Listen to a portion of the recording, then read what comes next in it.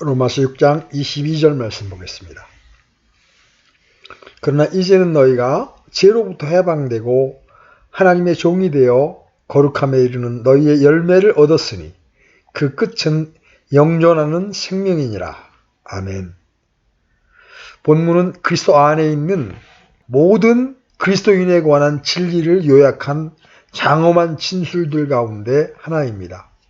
이 본문은 앞에 21절 2절과 같이 너희 죄를 의에게 종으로 내주어 거룩함에 이르라는 명령과 권면의 일부입니다만 여기에는 복음의 흘러넘치는 특징이 담겨져 있습니다.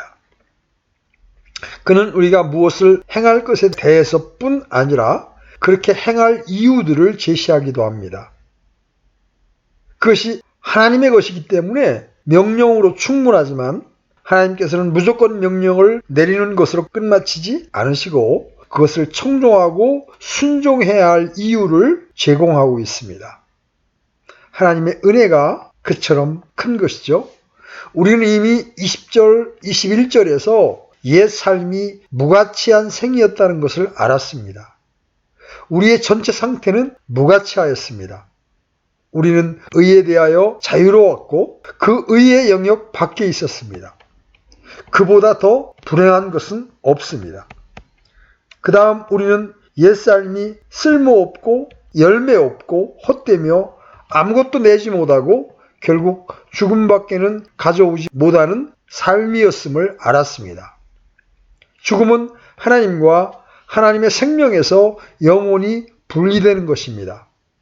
그러나 그 모든 것은 소극적인 것입니다. 그러나 그것은 매우 중요합니다. 우리는 결코 그것을 잊지 말아야 합니다.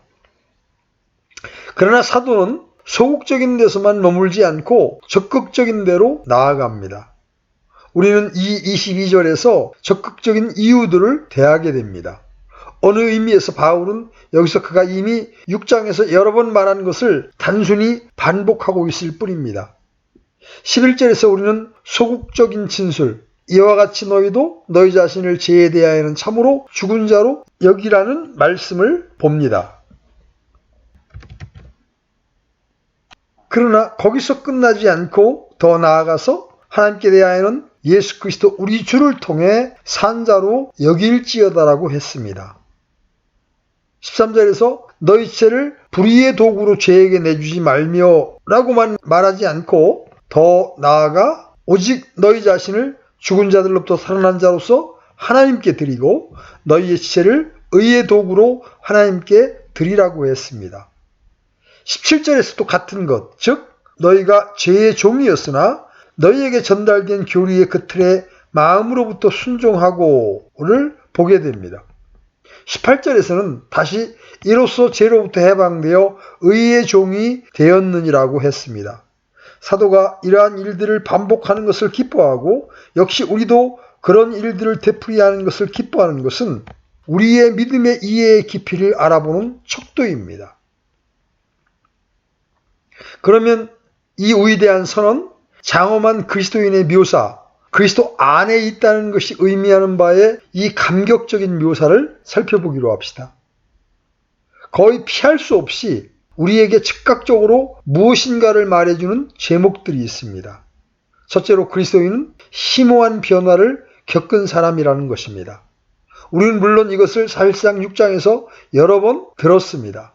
그러나 저는 그것을 다시 말하고 싶습니다. 그리스도인은 심오한 변화를 겪은 사람입니다.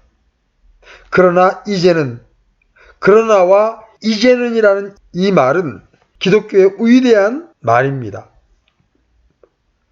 무엇이 일어났습니까? 21절에 그때가 그리스도인에겐 이제로 되었습니다. 그리스도는 그때와 지금을 이야기할 수 있는 사람입니다. 너희가 전에는, 너희가 이제는, 이것이 기독교의 본질입니다. 너희가 지금은 부끄러워하는 그 일들 안에서 그때에 무슨 열매를 얻었느냐? 그 일들의 끝은 사망이니라.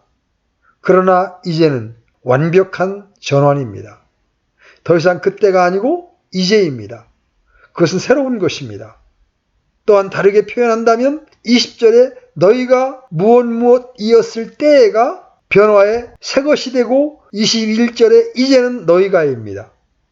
너희가 제 종이었을 때에는 의로부터 자유로웠느니라.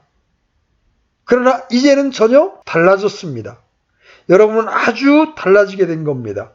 여러분 그때 이러저러 하였지만 이제는 하나님의 종이 되었습니다. 이것은 이 위대한 변화를 강조하는 또 다른 방식입니다. 그때 여러분은 21절에서 바울이 실제로 진술한 함축적인 말이 있음을 보았습니다. 그는 질문을 던집니다.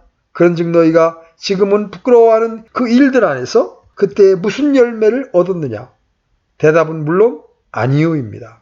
아무것도 얻은 것이 없습니다. 그러나 이제는 너희가 죄로부터 해방되고 하나님께 종이 되어 거룩함에 이르는 너희의 열매를 얻었으니 여러분은 그때 그것을 갖지 못했었습니다. 그러나 이제 그것을 가지고 있습니다. 우리는 즉각적으로 그리스도인이 이 심오한 변화를 겪었다는 사실을 상기하게 됩니다. 그러나 이제는 3장 21절에서 보는 바에 그러나 이제는과 같습니다. 그러나 이제는 율법 밖에 있는 하나님의 의 곧 율법과 대언자들이 증언한 의가 드러났느니라. 율법 안에 있는 사람의 비참함을 묘사하고 나서 그러나 이제는입니다. 여러분은 바울 서신의 다른 곳에서도 같은 방식의 표현을 흔히 대하게 됩니다. 그러나 이제는 이것은 실로 구원의 좋은 소식입니다. 이것이 우리를 그리스도인 되게 하였습니다. 우리는 그렇게 말할 수 있습니다. 또한 우리는 그것의 가치를 평가할 수 있습니다. 아무도 그리스도인 외에는 그러나 이제는이라고 말할 수 없습니다.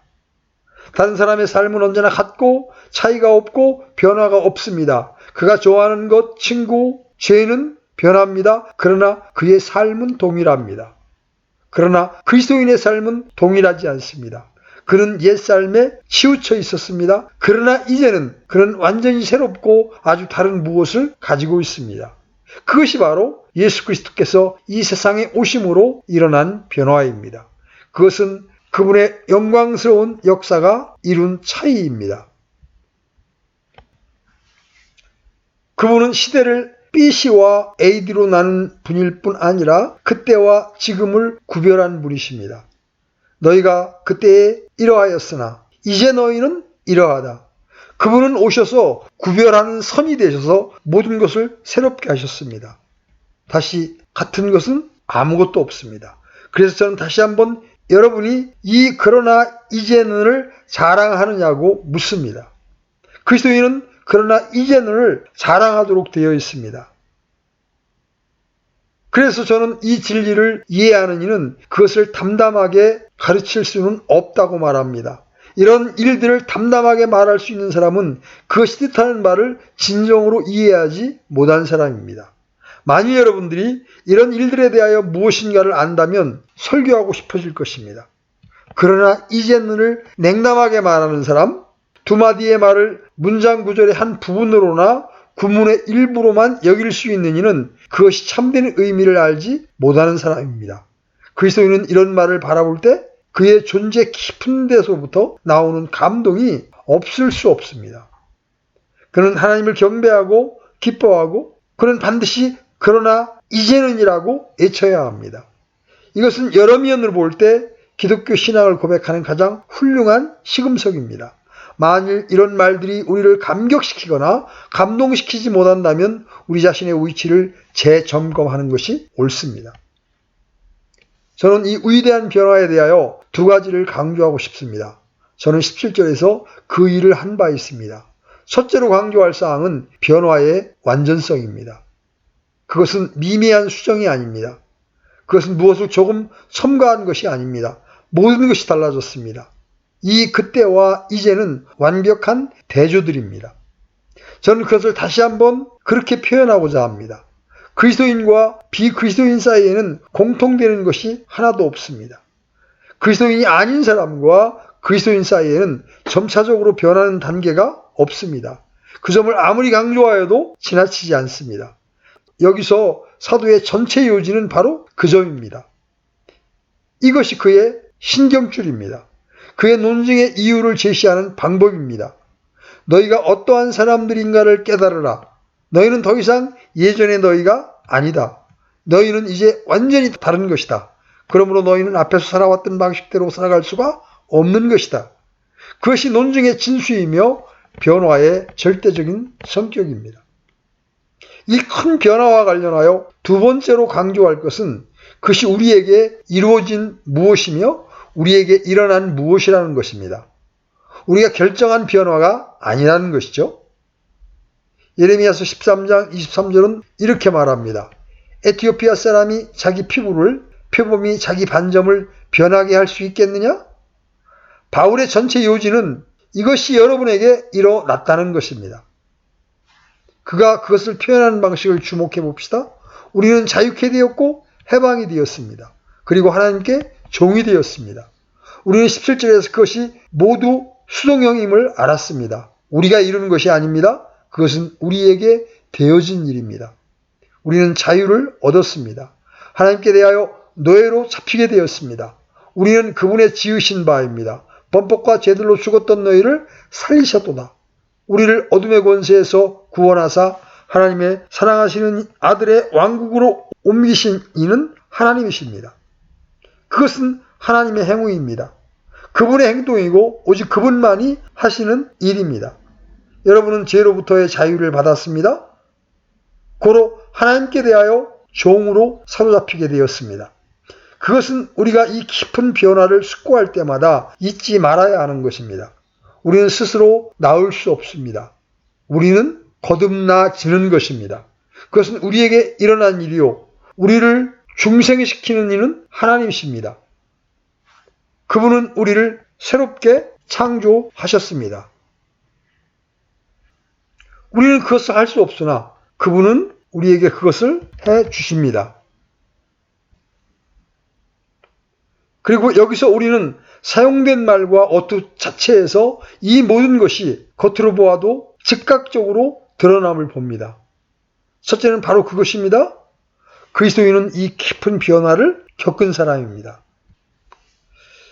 두 번째로 변화의 본질을 잠시 살펴보십시오. 여기서 우리는 처음 소절 곧 죄로부터 해방되고라는 구절을 대하게 됩니다. 사도는 이것을 여러 번 말했습니다. 그는 6장 전체에서 줄곧 그것을 말해왔습니다. 그러나 우리는 이 진리를 확고히 붙든 것을 확실히 하기 위해 다시 한번 그것을 살펴봅시다. 그것은 우리를 해방시킨 진리입니다. 그것은 우리 주님께서 어떤 사람에게 말한 것이 아닙니까? 너희가 내 말에 거하면 참으로 내 제자가 되고 또 너희가 진리를 알리니 진리가 너희를 자유롭게 하리라 하시니라. 그것은 우리로 하여금 자유케 하는 진리이므로 우리가 그것을 정말 확고히 붙잡았는가를 분명히 합시다. 이 6장에서는 이번에 마지막으로 그것을 살펴보는 것입니다. 다시 강조하는 것은 이것이 이미 우리의 것이 되었으며 우리는 이미 자유케 되었다는 것입니다. 바울은 우리가 만일 어떤 일들을 행한다면 우리는 자유케 될 것이라고 말하고 있지 않습니다. 그는 여기를 보라 너희 그리스도인들아 내가 자유하는 것은 가능하다. 너는 내게 자유를 줄 체험을 추구해야 한다고 말하고 있지 않습니다. 그것이 우리에게 일어났고 이미 그것은 우리의 것이 되었다고 말하고 있습니다. 그것이 그의 논증의 주요 요지입니다. 그는 우리가 아직 가질 수 있는 어떤 새롭고 가능한 체험에 관하여 말하고 있지 않습니다. 그는 말하기를 정의상 그것이 그리스도인들 모두에게 해당된다는 것입니다. 여러분은 죄로부터 해방된 것이 여러분에게 사실이 아니라면 그리스도인일 수 없습니다. 그것이 모든 그리스도인들의 것이며 그것이 본장의 논지입니다. 그리스도인은 그리스도 안에 있기 때문에 그는 그리스도와 함께 죽었으며 그분과 함께 장사되었으며 그분과 함께 살아나서 그 안에서 하나님께 대하여 산 자가 된 것입니다. 그 때문에 그는 죄로부터 자유케 된 것입니다. 그것은 이미 일어났습니다. 그것은 이미 우리 모든 그리스도인들 각자의 것이 되었습니다. 우리는 그것을 놓치지 않아야 합니다. 그리스도인이며 의롭다함을 받았으면서도 아직 죄로부터 자유롭게 되는 것은 후에 이르는 무엇이며 그것은 또 하나의 체험이라고 가르치는 사람들이 있습니다. 전혀 그렇지 않습니다. 모든 그리스도인은 정의상 이미 죄에서 해방된 자들입니다. 다시 한번 사도는 무엇을 뜻하고 있습니까? 우리는 2절에 죄에 대하여 죽은 우리가 어찌 그 가운데도 살리오라고 한 질문에 대한 답변을 들어왔던 것입니다. 우리는 그것을 처음 대했었고 반복해서 그것을 생각하고 이해하며 그것을 상기해 왔습니다. 그것은 죄의 통치와 죄의 폭정과 죄의 왕노릇에서 벗어나는 것을 의미합니다. 그것을 이해하는 열쇠는 5장 21절에 있습니다. 이것은 죄가 군림하여 사망에 이르게 한 것 같이 은혜도 의를 통해 군림하여 예수 그리스도 우리 주로 말미암아 영원한 생명에 이르게 하려 함이라. 6장 전체가 그 말씀에 대한 주석입니다. 죄에 대하여 죽고 죄에게서 해방되고 란 말씀은 우리가 더 이상 죄의 통치 아래 있지 않으며 그 영역 안에 더 이상 있지 않으며 그 폭군 아래 더 이상 있지 않다는 것을 뜻합니다. 우리는 주 예수 그리스도 안에서 죄로부터 완전히 해방되었으며 그분의 죽으심과 함께 침례를 받았으며 그 다음에 뒤따르는 모든 것을 함께 받았습니다. 그것은 우리가 죄와 죄책으로부터 벗어나 의롭다함을 받았음을 의미할 뿐만 아니라 그 이상입니다. 우리는 완전히 죄의 영역 밖에 있습니다. 죄는 우리를 향하여 아무 왕노릇을 못합니다. 더 이상 우리에 대하여 권세를 부릴 수 없습니다. 우리는 죄의 관할 구역에서 벗어났습니다. 우리 주님이 죄에 대하여 단번에 죽으셨고 우리도 그것이 우리 자신에게 된 진리인 것으로 여겨야 한다고 말씀하십니다. 이상이 6장 1절로 11절까지의 논증입니다. 여기서 우리는 죄의 영토와 관할 지역 밖에 있습니다. 우리는 영원히 그의 지배와 통치에서 벗어났습니다. 그러나 우리가 알았고 여러 번 강조하였듯이 그것은 물론 죄 없는 완전성을 의미하지 않습니다. 그것은 우리가 더 이상 죄에 대하여 싸우고 투쟁하지 않는다는 것을 의미하지도 않습니다. 왜냐하면 우리는 죄가 우리 죽을 몸에 남아있다는 것을 알았기 때문입니다. 우리가 주의하지 않으면 죄는 죽을 몸 안에 왕노릇할 것입니다. 그런데 우리 자신에게는 왕노릇하지 않습니다. 그러나 죽을 몸에는 왕노릇할 수 있습니다. 그렇기 때문에 우리는 우리의 죽을 몸에 죄가 왕노릇하고 통치하지 못하도록 해야 합니다. 우리는 영원히 구원을 받았습니다. 나는 앞으로 올 영광 중에서 구원을 받을 것과 같이 오늘 밤에도 역시 구원을 받았습니다. 그러나 나는 장차 영광 중에서 완전한 것 같이 지금은 완전하지 못합니다. 나의 몸은 여전히 비천한 몸입니다. 그것은 죄 있는 몸입니다. 그것은 아직도 영화된 몸이 아닙니다. 장차 영화된 몸이 될 날이 옵니다. 우리는 이것에 대하여 분명해야 합니다. 그것을 감히 이런 방식으로 표현하는 것은 어떨까요? 그리스도인 안에 있는 죄는 더 이상 우리의 상전이 아니고 귀찮게 구는 사람이라고 말입니다. 비그리스도인에게 있어서 죄는 상전이요 주인이요 여전히 남아 있습니다. 그러나 죄는 더 이상 나의 죄가 아닙니다. 그것은 다만 귀찮게 구는 것이요 골칫거리일 뿐입니다. 그 이상은 아닙니다. 또 다른 방식으로 그것을 표현하자면 그 비그리스도인 안에 있어서 죄는 정상에 있으며 그는 그 아래에 있습니다. 그리스도인의 지위는 자기가 위에 있고 죄는 그를 끌어내리려고 애쓰는 아래에 있습니다. 그 차이가 얼마나 영광스럽습니까? 그러나 그것은 그리스도인의 지위입니다. 그는 더 이상 죄의 노예가 아닙니다. 그는 그 폭군으로부터 벗어났습니다. 죄는 이제 단지 귀찮게 구는 것이요 그의 삶에 있어서 골칫거리일 뿐입니다. 전에 우리는 무력하였고 죄에 대하여 노예였습니다. 그러나 더 이상은 아닙니다. 죄는 역시 그것을 이렇게 설명하기를 좋아합니다. 그리스도인이 죄를 지을 때 그는 전적으로 들을 필요가 없는 음성에 귀를 기울이기에 충분할 정도로 어리석었기 때문에 죄를 지었다고 설명합니다. 그는 어둠의 왕국에서 구원받아서 하나님의 사랑하시는 아들의 왕국으로 옮겨졌습니다. 그러나 그에게 소리를 지르는 마귀가 있습니다. 마귀가 길 건너편에 있는데 그는 그 소리를 듣기에 충분히 어리석습니다. 그것이 지금의 지위입니다. 그리스도인은 더 이상 죄의 노예가 아닙니다. 그는 죄로부터 해방되었습니다. 그래서 그는 이제 마귀에게 저항할 수 있는 지위에 있습니다. 마귀는 그를 피하게 됩니다.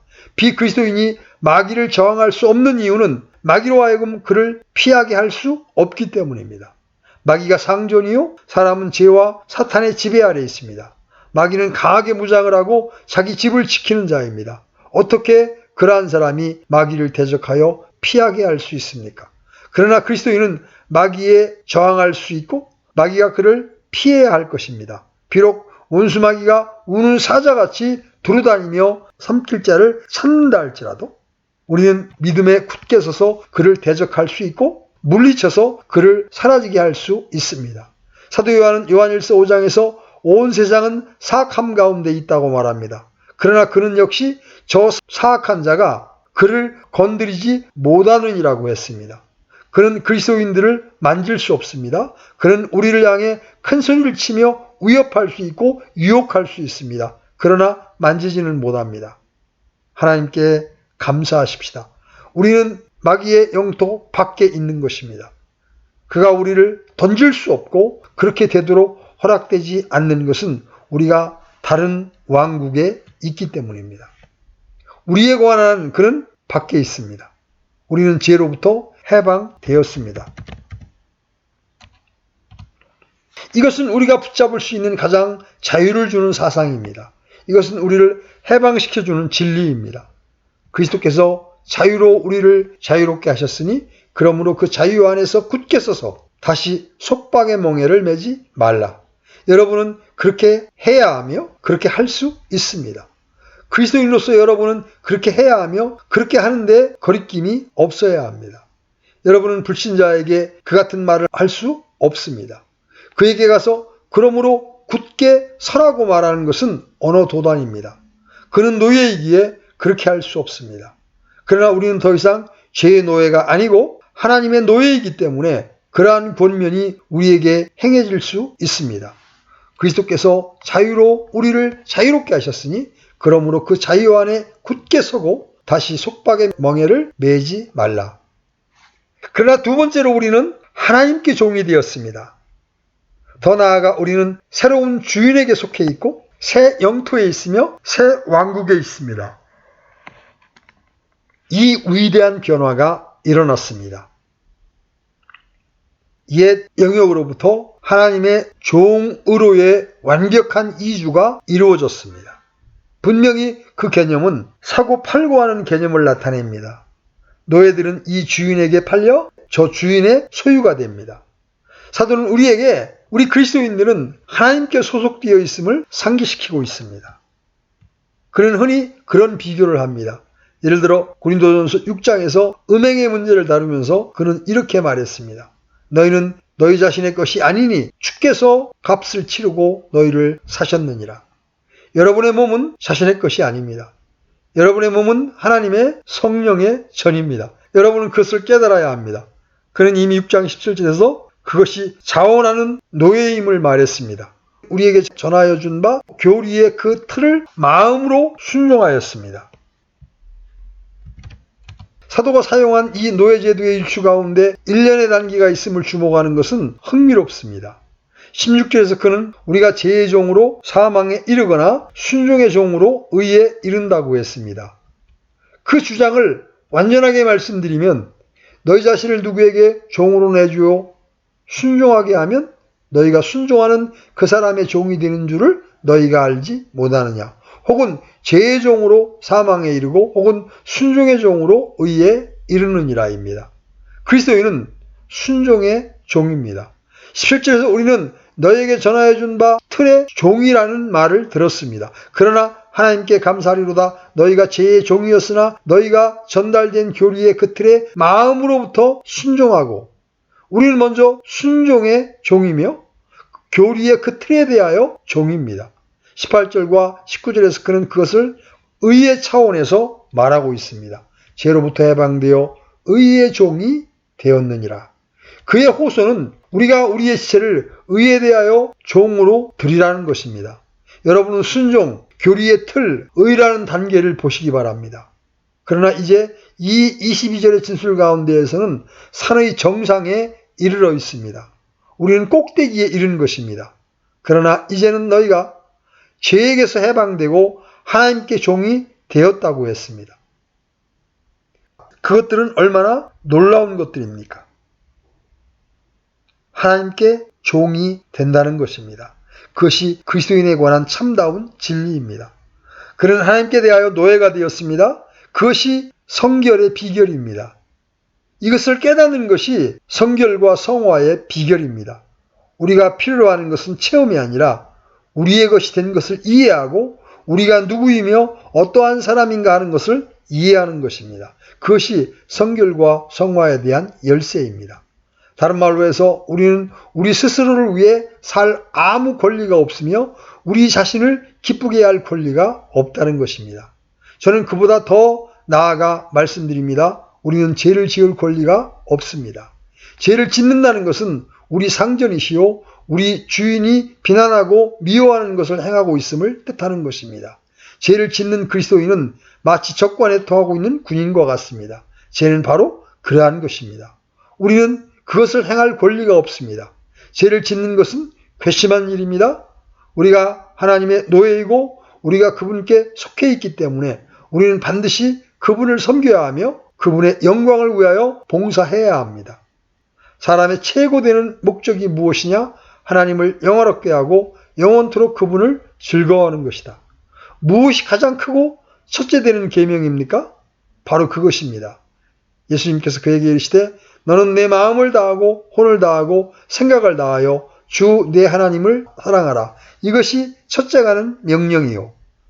그것은 전체를 요구하는 요구입니다. 우리는 절대적으로 그분의 것이며 영원토록 그분을 위하여 살아야 합니다. 주의 집에 대한 열심이 나를 삼켰나이다 라고 우리 주님께서 말씀하셨는데 그와 같이 되어야 합니다. 나를 위해서는 아무것도 있어서는 안 됩니다. 나는 열심으로 소멸되어야 합니다. 만일 우리가 우리 자신이나 우리의 문제나 우리의 기분이나 상태, 우리의 유혹과 싸움과 난제들을 생각하는 대신 하나님과 우리의 관계를 생각한다면 우리의 전체 태도와 실제가 변할 것입니다. 그러나 우리는 나는 성화와 성결에 대한 설교는 듣기 싫다. 난 어려운 때를 지나고 있고 내 어려움은 크다고 말하는 경향이 있습니다. 우리는 우리 자신에 관하여 말하고 언제나 환자들로서 우리의 징후들을 진단하는 일을 하기 쉽습니다.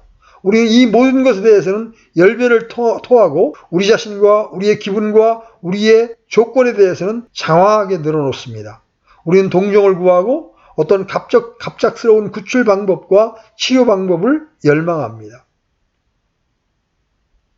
사도의 교리를 얼마나 왜곡시켜 놓은 것입니까? 여러분이 들을 필요가 있는 것은 여러분이 하나님의 종이며 하나님께 속해 있다는 것입니다. 여러분은 여러분 자신에 대해서는 적게 이야기하고 그분에 대해서는 많이 말하십시오. 여러분이 할 일은 그분이 여러분에게 어떻게 하시길 원하시든지 그대로 행하는 것입니다. 그것이 사도 바울이 거룩에 대하여 가르치는 방식입니다. 그것은 우리들에게 어떤 신기한 체험을 제공하는 감상적인 교훈이 아닙니다. 그것은 남자다운 군대 명령과 같은 것입니다. 내가 누구인가를 기억하라. 너는 옛 노예에서 해방되어 이제 하나님의 종이다. 전력을 기울여서 너희 소유주가 누구이며 너희 상전이 누구인가를 기억하라. 성결이란 무엇입니까? 그것은 예수 그리스도를 닮아가는 것입니다. 그분은 자신에 대하여 무엇이라고 말씀하셨습니까? 나는 내 뜻을 행하려고 하늘로부터 내려오지 아니하고 나를 보내신 분의 뜻을 행하려고 내려왔느니라. 그분은 자신을 깊이 생각하지 않았습니다. 그분은 내가 여기 있나이다 나를 보내소서라고 말했습니다. 비록 그분이 하나님의 아들이었지만 그분은 자신을 낮추시고 자원하사 자신을 전적으로 내어주셨습니다. 내가 하는 말은 스스로 하는 말이 아니라고 했습니다. 사람의 모양으로 나타나사 자기를 낮추시고 죽기까지 순종하셨으니 곧 십자가의 죽음이라. 그것이 그분께서 이 세상에서 살아간 방식이었습니다. 성결과 성화의 절대적인 완전성은 그렇게 행동하는 것입니다. 여러분과 저는 그와 같아야 합니다. 우리가 필요로 하는 것은 체험이 아니고 우리가 하나님의 종이며 전적으로 그분의 임의에 따라 사는 자임을 깨닫는 것입니다. 그 요구가 어떠하더라도 우리는 그것을 그분이 행하신 방식대로 부딪혀야 합니다. 우리는 우리 주님을 따르며 오 내 아버지여 가능하시거든 이 잔을 내게서 지나가게 하옵소서. 그러나 내 뜻대로 하지 마옵시고 아버지의 뜻대로 하옵소서라고 해야 합니다. 바로 그러한 방식입니다. 그것이 순종의 극치입니다.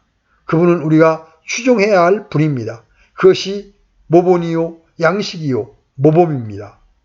하나님께 종이 되었느니라. 여러분은 자신의 것이 아닙니다.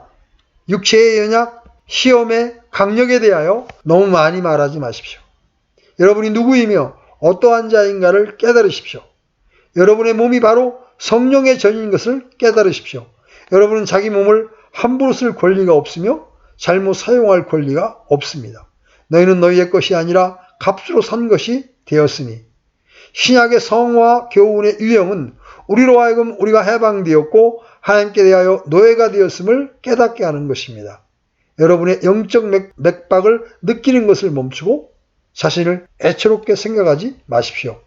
여러분은 아무 일도 하지 않고도 모든 것을 변하게 하는 어떤 신기한 구출 방식을 기대하지 마십시오. 우리가 생각할 것은 진리가 너희를 자유롭게 하리라는 말씀입니다. 우리를 자유케 하는 진리는 우리가 누구이며 어떤 사람들인가를 깨닫는 것입니다. 그러나 그것보다도 우리의 종의 신분이 그렇게 안전하다는 것을 깨닫는 것입니다. 내가 그들에게 영원한 생명을 주노니 그들이 결코 멸망하지 않을 것이요 또 아무도 내 손에서 그들을 빼앗지 못하리라. 마귀는 우리가 자기 손에서 결코 벗어나지 못할 것이라고 생각했습니다. 그는 매우 확신했습니다. 대족장들이 그로부터 스스로 벗어나려고 노력했습니다. 그러나 그럴 수 없었습니다. 마귀는 그들을 모두 물리쳤습니다.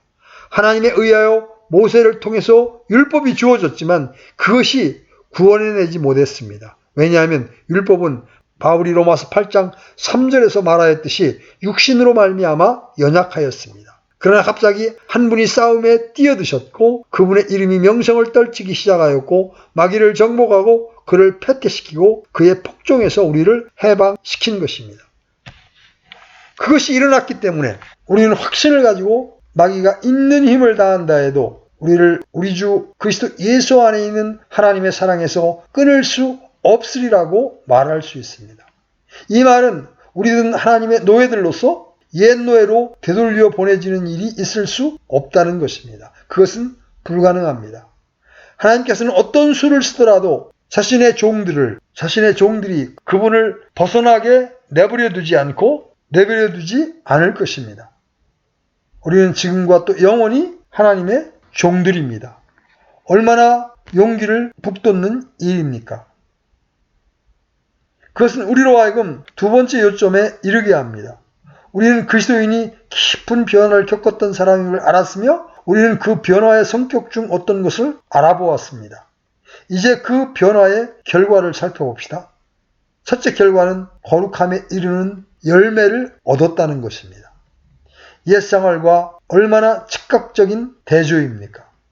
우리는 이제 열매가 있습니다. 그전에는 없었습니다. 그런즉 너희가 지금은 부끄러워하는 그 일들 안에서 그때에 무슨 열매를 얻었느냐? 아무것도 없었습니다.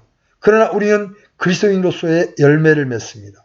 열매가 우리의 변화된 상태의 결과임을 잊지 마십시오. 여러분이 죄로부터 벗어나 하나님께 노예가 되지 못하였으면 이런 열매를 내지 못합니다. 중생하지 않고 이 열매를 내기는 불가능합니다. 우리 주님은 그 점을 아주 명백히 하셨습니다. 가시나무에서 포도를 또는 엉겅퀴에서 무화과를 따겠느냐.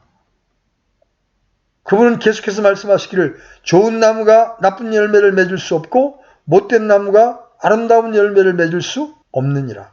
이렇게 말씀하셨습니다. 불가능하죠? 열매를 얻기 전에 나무가 있어야 합니다. 열매의 성질을 결정짓는 것은 나무의 성질입니다.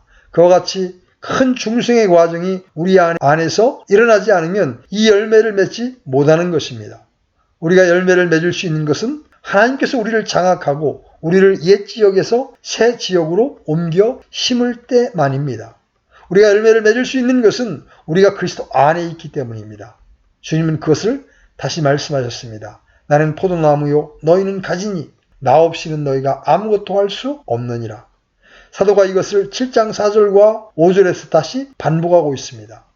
그러므로 내 형제들아 너희도 그리스도의 몸으로 말미암아 율법에 대하여 죽게 되었나니 이것은 너희가 다른 분 곧 죽은 자들로부터 일으켜 주신 분과 결혼하게 하려 함이요 또 우리가 하나님께 이르는 열매를 맺게 하려 함이라. 우리가 육신 안에 있었을 때에는 율법으로 말미암은 죄들의 활동이 우리 지체들 안에서 일하여 사망에 이르는 열매를 맺게 하였으나 말하자면 옛 남편은 우리를 수태시킬 수 없었고 우리는 어떤 열매도 맺을 수 없었습니다. 그러나 우리는 새 남편과 결혼을 하게 되고 이제 새로운 열매를 맺을 수 있게 되었습니다. 그리고 우리가 열매를 맺었습니다. 그것은 같은 진리를 또 다르게 진술하는 방식입니다. 그 진리의 요점은 변화된 조건, 변화된 관계, 우리가 그리스도께 연합된 사실, 그분의 충만함을 받은 사실이 우리로 열매를 맺게 했다는 것입니다. 저는 열매를 얻었다는 말을 강조해야겠습니다. 이제 너희가 죄로부터 해방되고 하나님께 종이 되어 거룩함에 이르는 너희의 열매를 얻었으니 여러분은 그것을 얻었습니다. 이것은 모든 그리스도인에게 해당되는 것입니다. 열매가 없으면 그리스도인이 아닙니다. 요한복음 15장에서 과실, 더 많은 과실에 대해서 말씀하시는 장면에서의 주님을 기억하실 것입니다. 제가 역설하고 있는 것은 어떤 열매가 없다면 그리스도인이 아니라는 것입니다. 그것은 단순히 제 의견이 아닙니다. 사도 바울이 이렇게 말하고 있습니다. 속지 말라. 음행하는 자나 우상 숭배자나 간음하는 자나 여성화된 남자나 남자와 더불어 사실 욕되게 하는 남자나 도둑질하는 자나 탐욕을 부리는 자나 술 취하는 자나 욕하는 자나 착취하는 자들은 하나님의 왕국을 상속받지 못하리라. 그것은 불가능합니다. 미혹되지 마십시오. 여러분이 주여 주여 내가 복음을 믿나이다 라고 말할지 모릅니다. 그러나 만일 여러분의 삶에 어떤 열매도 없다면 그것은 헛된 것입니다. 그것은 다만 말로만의 신앙 고백이며 신앙주의의 형태에 불과한 것입니다. 사람이 얼마나 많은 결심을 하였느냐는 문제가 아닙니다. 만일 생활에 아무 변화도 없다면 그는 정말로 그리스도인이 아닙니다. 그리스도인이 되기 전이나 후나 마찬가지라면 그리스도인이 아닙니다. 모든 그리스도인은 열매를 냅니다. 행위 없는 믿음은 죽었느니라. 그러나 이제는 그는 모든 그리스도인에 대하여 말하고 있는 것입니다. 이제는 너희가 죄로부터 해방되고 하나님께 종이 되어 거룩함에 이르는 너희의 열매를 얻었으니. 자, 무슨 열매입니까? 그는 말하기를 거룩함에 이르는 열매라고 했습니다. 이 말에 주의하십시오. 그가 너희가 영생에 이르는 열매를 얻었다고 말하지 않는다는 것입니다. 영생은 마지막 목적지이고 열매는 아니기 때문입니다. 만일 그가 너희가 영생에 이르는 열매를 얻었다고 했다면 그것은 행위에 의한 칭의를 가르치고 있는 것이 됩니다. 그러나 그것은 그가 가르치고 있는 것의 정반대입니다. 우리는 영생에 이르는 열매를 얻은 것이 아니라 거룩함에 이르는 열매를 얻었습니다. 그 열매는 무엇입니까? 그것은 성결이요 성화입니다. 거룩함이란 무엇입니까? 우리는 이미 그 대답에 대하여 무엇인가를 알았습니다. 그것은 우리가 음행과 살인과 술취함과 방탕과 호색과 그 밖에 갈라디아서 5장에 열거된 것과 같은 죄에서 멀리 옮겨지는 것을 말합니다. 그러한 것들은 육체의 소욕입니다. 거룩해진다는 것은 우리가 더 이상 이와 같은 것들을 하지 않는다는 뜻입니다. 그러나 그것은 거기에서 멈추지 않습니다. 거룩에 대한 본질적인 것은 우리가 하나님께 대하여 바쳐지는 것입니다. 성전의 거룩한 그릇들을 생각해 보십시오. 그것들이 거룩하다고 불려지는 것은 그것들이 하나님을 섬길 목적으로 하나님께 바쳐진 것이기 때문입니다. 사람들은 더 이상 보통의 방식으로 그것들을 술 먹는데 사용할 수 없습니다. 그것들은 하나님의 거룩한 그릇이요 구별되고 성전의 경배와 의식과 관련되어서만 사용되는 것입니다. 율법이 주어졌던 산은 거룩한 산이라고 불립니다. 거기에 접근이 금지되어 있었습니다. 거기에 울타리가 둘러쳐져 있었는데 그것은 사람이나 짐승이 거기에 접근하거나 다치지 않게 하기 위한 것입니다.